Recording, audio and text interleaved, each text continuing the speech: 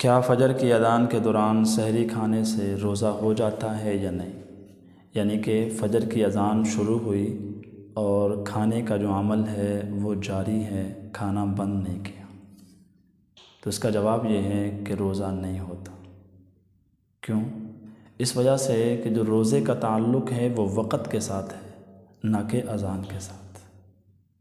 بعض کہتے ہیں جی اذان کے دوران کھانے سے روزہ ہو جاتا ہے، بعض کہتے ہیں حی علی الصلاۃ تک کھاتے رہیں تو روزہ ہو جاتا ہے۔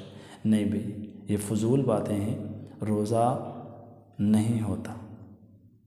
اس لیے کہ فجر کی اذان اپنے وقت میں ہوتی ہے، نہ کہ سحری کے وقت میں۔ اگر سحری کے وقت میں فجر کی اذان دی جائے تو اذان ہوگی نہیں۔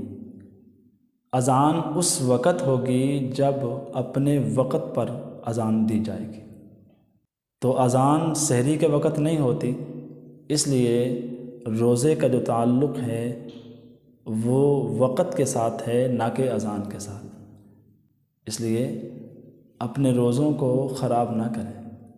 ادھر سے وقت مکمل ہوا، آپ کے ہاتھ میں لقمہ ہے، آپ کے ہاتھ میں چائے ہے، آپ کچھ بھی کھا رہے ہیں، لیکن جیسے وقت سحری کا ختم ہو گیا، اذان کا وقت شروع ہو گیا، تو آپ کھانا پینا بند کر دیں۔ کہیں ایسا نہ ہو جیسے کہتے ہیں کہ ہمارے بڑوں کا یہ عمل تھا، بڑے اس طرح کرتے تھے، ہو سکتا ہے وہ کم علمی کی وجہ سے کرتے ہوں، اور آپ کے بڑے کوئی روزے کی دلیل نہیں ہے۔ اس لیے اگر زندگی میں ایسا ہوا ہے تو پھر روزے کی قضا کرنی پڑے گی۔ بس یہ اتنا یاد رکھیں کہ روزے کا تعلق وقت کے ساتھ ہے، روزے کا تعلق اذان کے ساتھ نہیں ہے۔ اذانیں تو ہوتی رہتی ہیں، 4-5 منٹ تک اذانیں ہوتی رہتی ہیں۔ کسی مسجد میں اذان مختصر ہوتی ہے، کسی مسجد میں اذان طویل ہوتی ہے، تو یہ کوئی دلیل تو نہیں ہے۔ آپ اپنے وقت کا خاص خیال رکھیں۔